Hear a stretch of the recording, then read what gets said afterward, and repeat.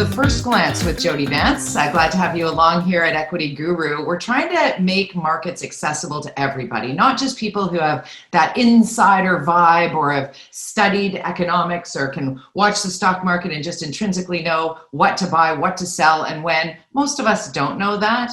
And we all want to get in on the ground floor of something cool, something that has some possibilities, something that interests us. And we want to get to know the people behind those companies. So we're doing introductions for possibilities to consider for your investment dollar. And today we're speaking with Ian Patterson, who is with Plurilock Security Inc., the CEO, in fact, of Plurilock. It's like a tongue twister until you get used to saying it. Plurilock. Hi, Ian. Can you give us an idea of what Plurilock is all about? Absolutely, and good to be here, Jody. So Plurilock is an early stage cybersecurity company. So we manufacture software that helps keep companies safe. We do that by actually using a form of human behavior called behavioral biometrics. We're actually able to identify who an authorized user is by the way they type on a keyboard and the way that they move a mouse. This is all powered by AI. I know it seems quite incredible. But this is just another form of security technology that's coming on the market now as a result of the advances in AI over the last couple of years. What on earth am I going to fight with my family about over the phone as I'm trying to play their IT department as they're, trying to log their smart TV into their Netflix? Well, no comment on the family angle, but I can certainly appreciate that, things are progressing. And so I think even in this last year, we've seen a huge shift from people who may not have wanted to use technology as much in their lives are now doing everything virtually, as we are here right now. Mm-hmm. What we're seeing at Plurilock is that security is also moving through this massive shift where, it used to be that you could just be secure with a fairly typical login and password. I have several, in fact, hundreds. But, most people, when they think about computer security, they have an irritated reaction to it. These things are frustrating. These things, now you probably get little text messages to your phone trying to type in a 6-digit code in order to access Gmail or Dropbox. And so what's happened over the last couple of years is that security has gotten more advanced, but it's also gotten harder to use, particularly for business users, which is where we're focused on protecting. Ultimately, as a result of being able to leverage artificial intelligence, newer technologies like Plurilock's are able to take away some of that burden from a typical user's workday. And so actually, quite literally, the way that you're going about your regular day and doing your work can be a form of key or a form of authentication, which we're able to provide. And that's a fascinating piece, all fun aside. I mean, it is frustrating. We've all seen sort of the evolution of the password. It started with, 1, 2, 3, 4. And then it was, okay, now it needs a unique character, or it needs a capitalized letter and a number and you're starting to like, okay, which one did I do? So now you got to go back. Oh yeah, I got to reset my password because I can't remember which one I did because I can't use one that I used in the last year. And I can't use one that, it starts to become this, and then heaven forbid you write your passwords down. You're not supposed to do that either. So the idea that how I might act or react on my computer could be my password really takes us to the next level in terms of technology. It would be incredibly difficult, I'm assuming, for somebody to try and emulate my way of using a keyboard or my mouse. Correct. It is very difficult. It's a form of biometrics. So in the same way that you're probably used to using a thumbprint on your smartphone or maybe use Face ID, this is, again, a form of biometrics that is unique to you, which we're able to build a profile of. What's a bit different about behavioral biometrics is that it doesn't require any special hardware. So there's no fingerprint scanners or retinal scanners or anything like that. And so it's a very generally applicable solution. Effectively, anybody with a keyboard and a mouse can use the tool. And you hit upon something interesting there, which is that the cost of authentication when it doesn't work very well. In other words, if you forget your password, if you then need to go reset it, that doesn't work. You call the support line. They're not there because it's 7 o'clock. It's after hours. Like there's real costs here. And what we found with some of our customers is that they're actually buying our software as a result of those costs, and they're able to recognize a savings by employing a solution like ours. It just sounds, some of those. Yeah, it sounds fascinating because the man hours lost in all of what you just explained has to be incredibly significant. So you're based out of Victoria, correct? Correct. Okay, so Victoria company, working on this AI, wanting to primarily at this point service businesses, ultimately then into the private sector, I guess. How would a business look to utilize your services at this point, at this stage? I can think of so many small and large businesses that this would be applicable to. Well, it's interesting. So we're based in Victoria because we started actually as a spin out from the University of Victoria. So our team of PhD data scientists were originally doing research there. That's the nucleus of what formed the company to begin with. We spun that out. We formed a corporation, and you hit upon that there are businesses of all sizes that have a need for this problem. Plurilock very intentionally started with the most discerning customers possible. So the first couple of contracts for the company were actually with the US government, the US Army, Homeland Security. And our hypothesis was, look, if we can make it work there, if we can show that we're able to provide value for the most discerning type of customers, then we'll have an easier time when we go to talk to a bank or a power plant or other forms of critical infrastructure.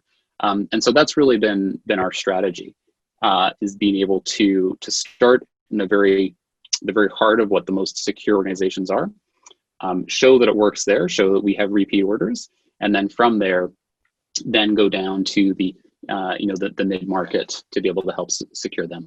People right now are like, what's the stock symbol? It is PLUR for those watching right now that are going to put this into their search engine. PLUR, Plurilock Security Inc.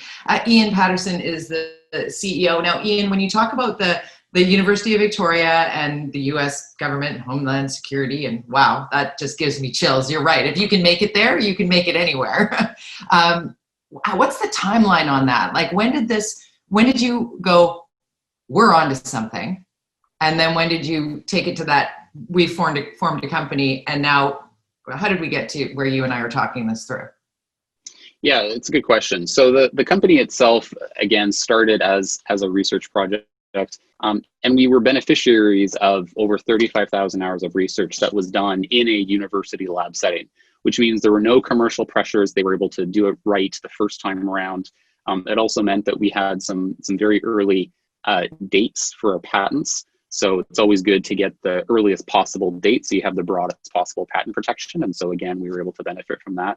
When we spun the company out, that was around the 2016 mark. We launched our product 2017, customers 1 and 2, US Army, US Department of Defense. Took a couple of years there to take in that feedback from first contact with the market. And then just over the last 12 months, we've really identified a repeatable process for going out, being able to land customers, being able to roll out the systems. And so we took the move to take the company public earlier in 2020, and we were officially listed on the TSX Venture just at the end of September. Okay, this is the most important question of all. When can I have this on my phone? Selfish. Yes. Well, it's a good question. I mean, I think it speaks to what a lot of customers are grappling with, which is the fact that whether I'm working in a business environment or whether I'm working in a personal environment, I mean, I get spam, I get phishing attempts to my email all the time. All the time. And it's actually the best thing to do. And so whenever I'm having conversations with business leaders, is the best thing that you can do for your employees is actually to keep your employees, teach them how to be safe. In other words, teach them how to be safe even when they're not working in the business. Give them the tools and the knowledge to be safe online, and they will in fact be allies in the defense of the actual business itself. Great advice. I want your advice now, Ian, if you don't mind, about investing. Are you an investor? Absolutely. Investor in Plurilock. Yeah, there you go. Do you only invest in Plurilock, or have you, because you seem to be more on the discovery side of this, and as opposed to like being the market guy, you're more the think tank guy. Is that right? I mean, I would say that we have a very experienced team behind me and what you're seeing right now. But I think that your question is ultimately, where should people spend their time and spend their attention? Yeah. So personally, I'm fairly well diversified, but what attracts me to companies like Plurilock is the potential for a very positive outcome. And so, personally, I've got a basket of ETFs that are sitting there, and I try and ignore. But I'm also looking for opportunities that can really make a difference in the world. And I think that if you can actually add a lot of value to the world, be that company working on a vaccine, or be that company working with cybersecurity, I think those are the types of things that you can really drill down to, pick a few good names, really understand what they're doing, how they work, what their opportunities are, and then place a bet. It's a little bit of placing a bet, but an educated bet, right? And wanting to be a part of something that you look at, because I'm looking at what you're explaining to me, and it's exciting to think that that's our next incarnation, where we one day might look at one another and say, remember back when we needed passwords? Remember then? Like, that just seems like it seems too good to be true, and yet here you are explaining that it's a breakthrough that is on our horizon and certainly coming into play, coming into market. So how do you obtain, as Plurilock, how do you obtain more business and more revenue? How do you grow it in your current stage for somebody who's like, you know what, I'm going to put a portion of my portfolio into this stock? What is your next hill to climb? Well, the benefit of us going public is that we are able to grow in two ways. And so the first way is that we've raised a round of investment as part of the RTO, and so we'll be investing further into sales and marketing.